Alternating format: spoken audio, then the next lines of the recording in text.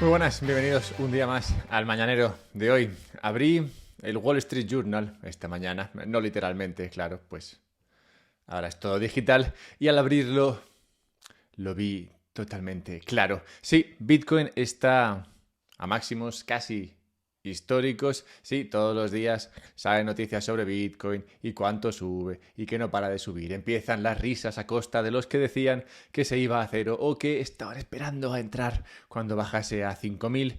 Pero nada de esto, al menos para mí, es signo de que el mercado alcista de Bitcoin sea ya omnipresente. Es decir, no creo que esté todavía en la mente de todos, no creo que sea obvio.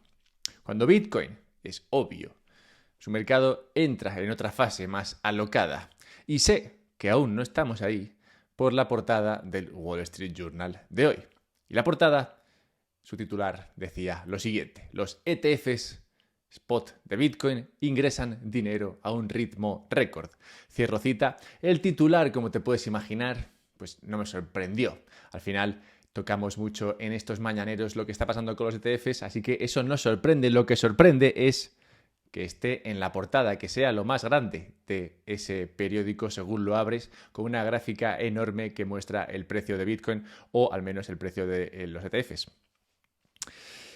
¿Es Bitcoin la mayor noticia en los mercados hoy? Pues de acuerdo a lo que sale en el Financial Times, el Wall Street Journal y demás, pues podríamos pensar que sí. Y si lo es, podríamos estar empezando a abandonar la fase alcista inicial y entrando en la siguiente. Pero creo que todavía no hemos llegado a ese punto. El mañanero de hoy lo quiero abrir con esta noticia del Wall Street Journal y analizar lo que para mí marcaría a ciencia cierta lo que sería la siguiente fase del mercado alcista de Bitcoin. Recordad que podéis suscribiros a la newsletter de un podcast sobre Bitcoin en la página web y así recibir todos los sábados un artículo sobre Bitcoin en profundidad. Bien. Dice el artículo de Wall Street Journal, ha sido una oleada persistente de demanda. Estos productos salieron con fuerza y se han mantenido fuertes, dijo Todd Rosenbluth, jefe de investigación de una empresa que se llama VetaFi.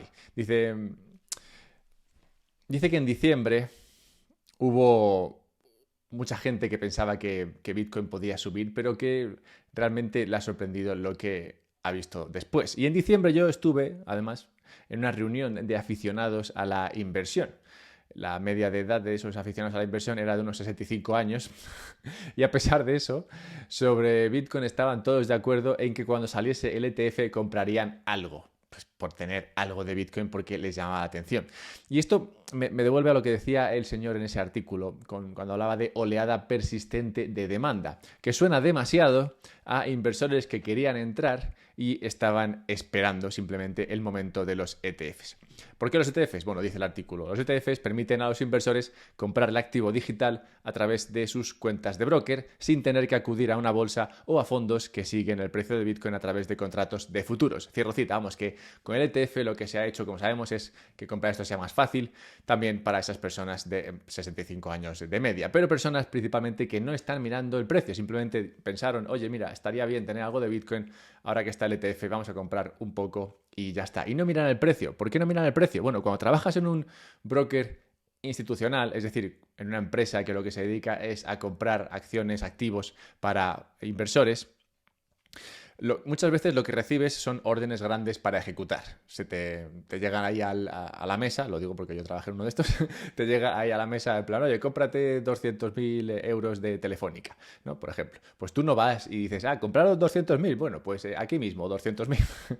Porque si haces eso, pues el precio sube mucho, te echan la bronca, es posible que te despidan incluso. O sea que no puedes ir ahí y meter una orden muy grande de ejecución, sino que lo que hacen estos brokers es comprar poco a poco.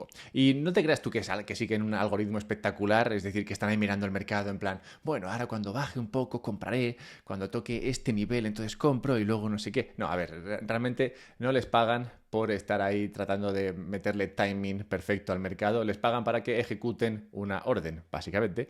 Y cuando hablamos de ejecutar orden, muchas veces se les da instrucciones como la de seguir el volumen. Si hace un 100% de volumen, claro, pues tú tienes que hacer un 1%, ¿no? Entonces, si el volumen es $1.000.000, pues tú tienes que comprar un 1% de esa orden para así seguir el volumen. Es decir, que metas tanto o que ejecutes tanto como el volumen te permita. Entonces, muchas de estas órdenes se van ejecutando poco a poco, independientemente del precio al que esté Bitcoin. Y por eso estamos viendo esa subida lenta pero inexorable de Bitcoin. Y esto explica lo que dice después el artículo. Cito el artículo: algunos analistas predijeron que la gran irrupción inicial de los fondos, de los ETFs, iría seguida de una ralentización, pero en lugar de eso, el ritmo de los flujos se ha acelerado en las últimas semanas a medida que los precios de Bitcoin se acercaban a niveles récord. Es como una bola de nieve, básicamente. Empieza pequeñita y se va agrandando, porque, como digo, gran parte de estas órdenes de ejecución de compra de Bitcoin que están llegando a estos brokers por todos sitios tienen que seguir el volumen. Entonces, cuanto más volumen, más puedes comprar. Lo que pasa es que Bitcoin no funciona, digamos, no funciona de una manera que permita esto sin explotar el precio, porque como sabemos que la oferta es muy limitada, no solamente la oferta en el sentido de la cantidad de bitcoins que existen, sino la oferta en el sentido de cantidad de bitcoins que existen y que encima están puestas a la venta, que mucha gente que tiene bitcoin no quiere venderlo. Entonces, eso hace que, claro, una ola constante de compra chocando contra una pared de venta que no se mueve, pues al final el precio tiende a hacer lo que está haciendo. Y tiene que ver esto con cómo se ejecutan esas órdenes por parte de esos institucionales. En total, sumando todo lo que hay en los ETFs spot de Bitcoin a día de hoy, estaríamos ya a mitad de camino, bueno, habríamos superado ya más de mitad de camino de superar los fondos de inversión en oro, los ETFs de oro, esto tras 2 meses del lanzamiento de los ETFs spot de Bitcoin, lo cual, pues claramente es un éxito inesperado para todos los que participan en este mercado, incluso, como veis, pues para analistas que se dedican a mirar esto todo el rato, no como yo, que humildemente hago este mañanero todos los días. Destaca, dentro de esos ETFs que tienen Bitcoin, en particular el de BlackRock, que ya se encuentra, dice el artículo, en un ambiente enrarecido. Solo el 4% de los más de 3.000 ETFs que existen tiene más de 10.000 millones de dólares en activos, según Bloomberg Intelligence. O sea que BlackRock habría entrado en ese club selecto de aquellos ETFs que tienen más de 10.000 millones y, como digo, esto en menos de 2 meses. También este ETF de BlackRock de Bitcoin fue el tercero de los fondos cotizados estadounidenses que más dinero ingresó en febrero, superando por poco a su mayor ETF del Standard & Poor's 500 en cuanto a flujos. Es decir, entró más dinero en el ETF de Bitcoin de BlackRock que en el ETF del S&P, que, como sabéis, sigue el índice S&P 500, que es el índice bursátil más grande americano. Los fondos más populares de febrero, por delante de ese BlackRock Bitcoin Fund, fueron el Standard & Poor's 500 de Vanguard, no el de BlackRock, y su fondo del Nasdaq. O sea que en febrero solamente los fondos de Vanguard del S&P 500 y el Nasdaq recibieron más dinero, más flujos que el de Bitcoin de BlackRock, lo cual, francamente, es una locura. Y yo creo que arroja dudas sobre la estrategia de Vanguard de no permitir un instrumento de compra de Bitcoin. Como sabéis, Vanguard es un creador de ETFs enorme. Como veis, el que más flujos recibió en ese mes de febrero, pero no tiene un ETF de Bitcoin ni permite que se cree dentro de su plataforma. Lo cual, bueno, pues arroja dudas, digamos, teniendo en cuenta el dinero que están dejando de ganar aquí.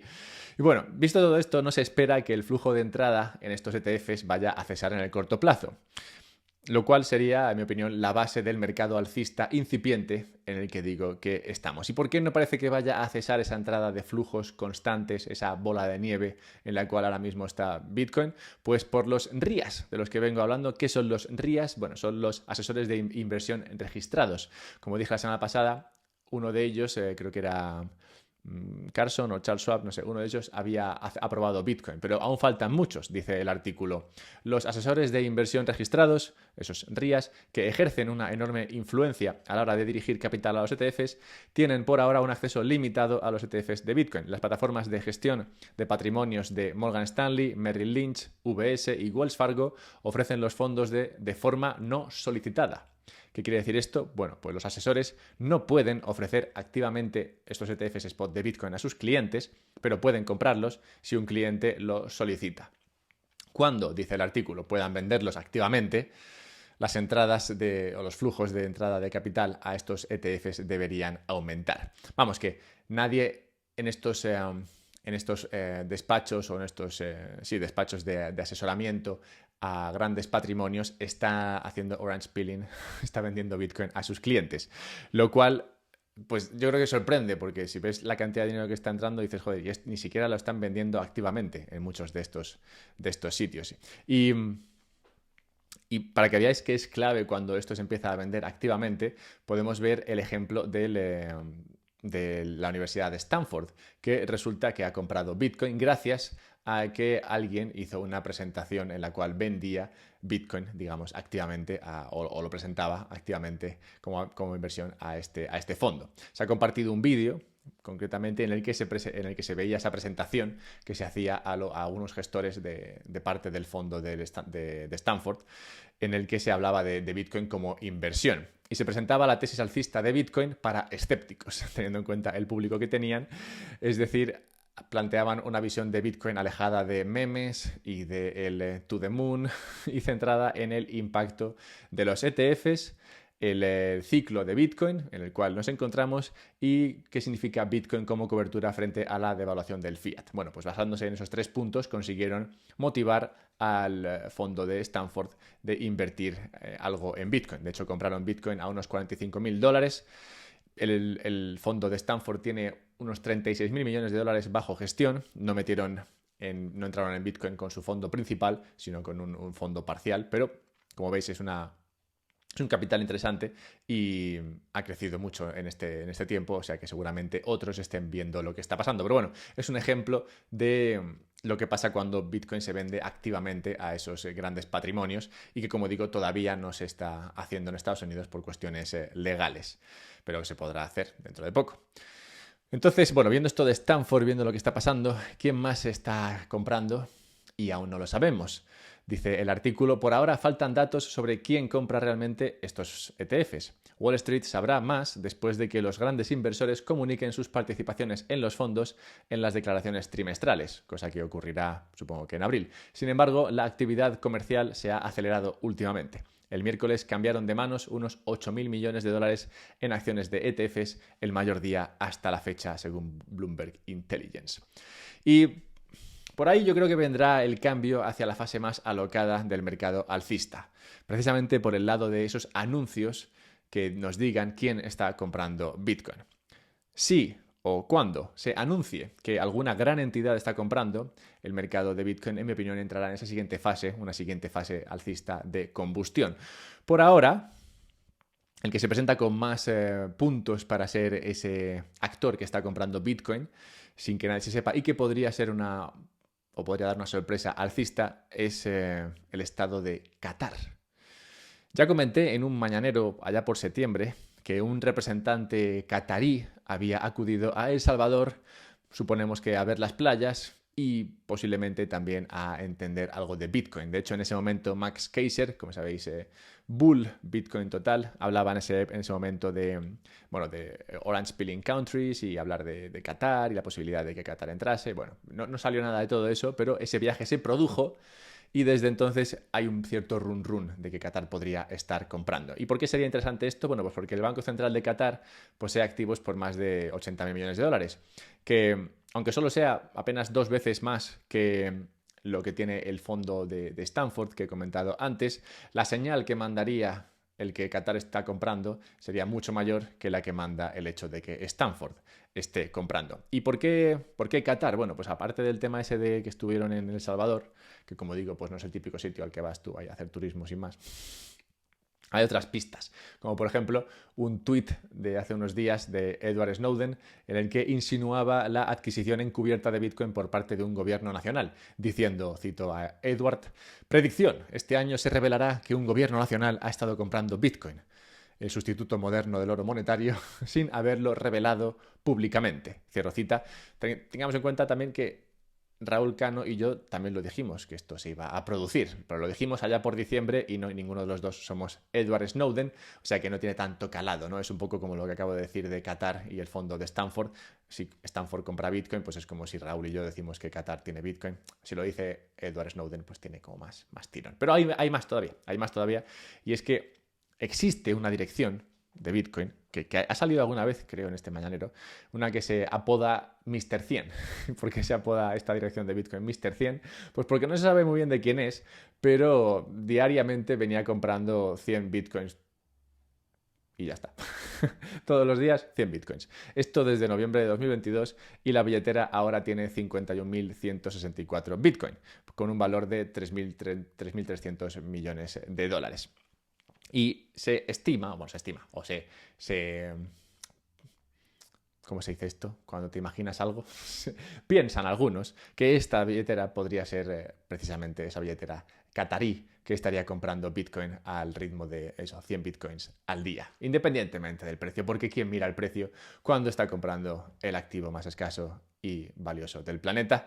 Bueno, pues cuando empiecen a salir anuncios de países, grandes empresas y personajes famosos, es, en mi opinión, cuando entraremos en esa siguiente fase del mercado alcista. Lo visto hasta ahora parece ser solamente la fundación de lo que vendría y lo que veríamos entonces.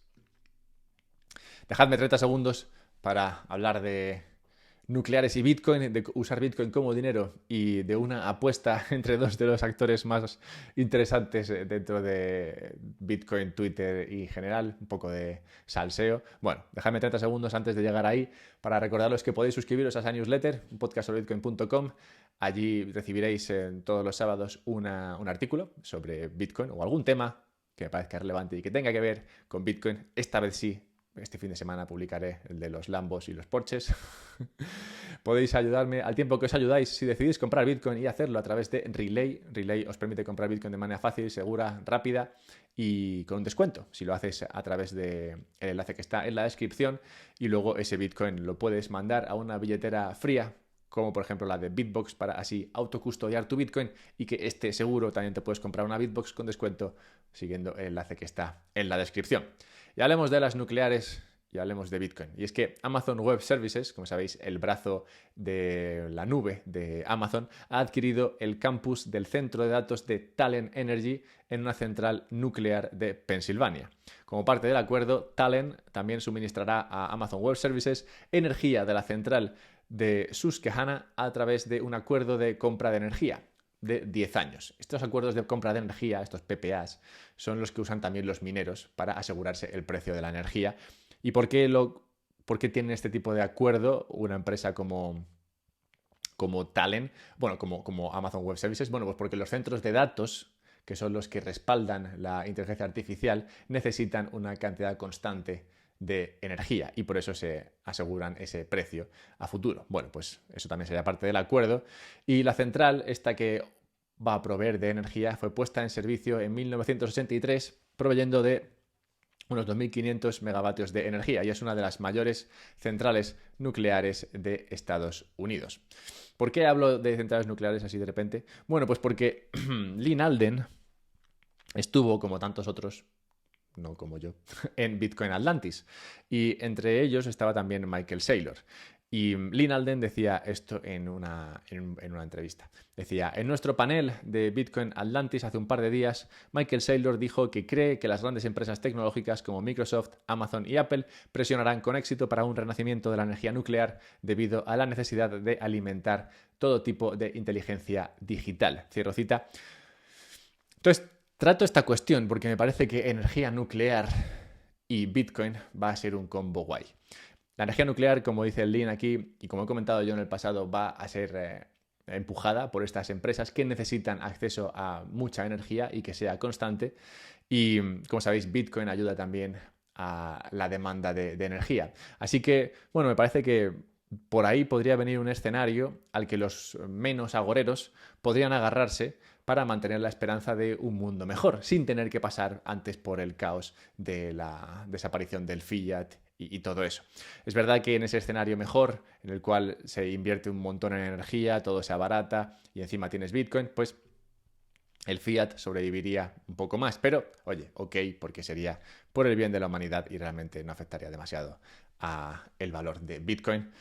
Y hablando del valor de Bitcoin y de Bitcoin y sus usos, James Altucher, un autor conocido y que se me había olvidado que conocía, usó Bitcoin como dinero en 2013. ¿En qué contexto? Bueno, pues James no era en su momento muy fan de Bitcoin y habló de 2013. Sin embargo, en ese 2013, un mes después de que dijera que Bitcoin no le gustaba nada y que no pensaba tocarlo ni con un palo, tuvo la suerte de pasar unas horas con Naval Ravikant, conocido por todos por ser el que creó AngelList, un angel investor y demás. Bueno, pues Naval Ravikant se pasó un rato con James Altucher y le estuvo respondiendo a preguntas sobre Bitcoin, que consiguieron convencer a James, quien luego se puso a leer más artículos y se miró el código de Bitcoin y dijo, hostia, Bitcoin es lo más.